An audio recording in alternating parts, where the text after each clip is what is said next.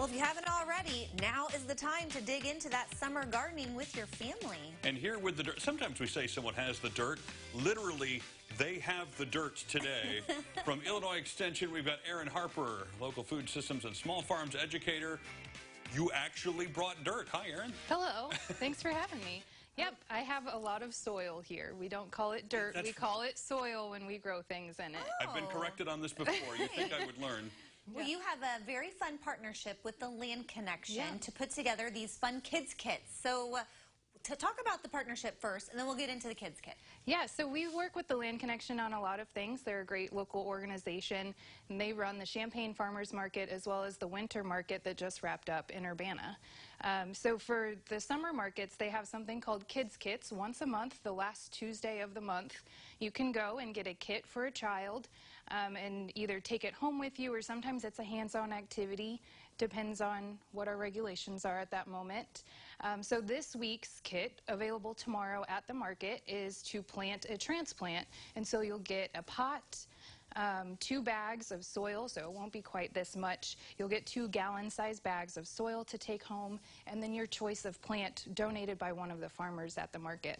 Cool. That's a pretty good deal. And then the idea, of course, is to go home and do this as a family and teach kids a little bit about planting. You're going to have to pretend that we're children, and often we act that way, and sort of take us through the process of what these kids will be doing at home. Yeah, absolutely. So you will get 2 gallon-sized bags of soil, and you can either dump them into another container, such as this one, or just pour water directly into those gallon bags. And then we really want to make sure we break up any clumps. So we have some large clumps here like this. We really want to make sure that all of these get nice and broken up. And then we're going to add some water. So we want all of this to get nice and damp before we put it into our container. If we pour the water on, you can kind of see when you first put water on dry soil like this, well, of course, it's sinking in right now. But then as soon as we start to mix it up, you can tell because of the lighter color, everything underneath is still really dry. So we want to make sure that it gets all nice and damp before we put it in. Otherwise, the same thing will happen when we pour it in here. Will it not eventually get down there, or no? Not usually.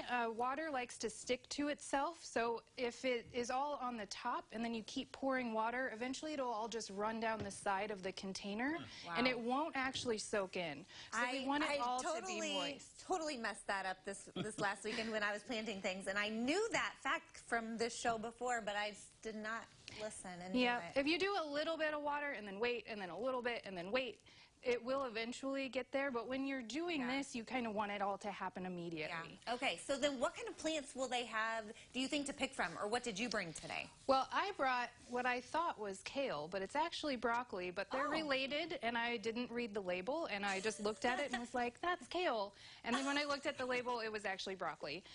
So I don't think this will actually be one of the options, but we do have things like tomatoes, collard greens, peppers,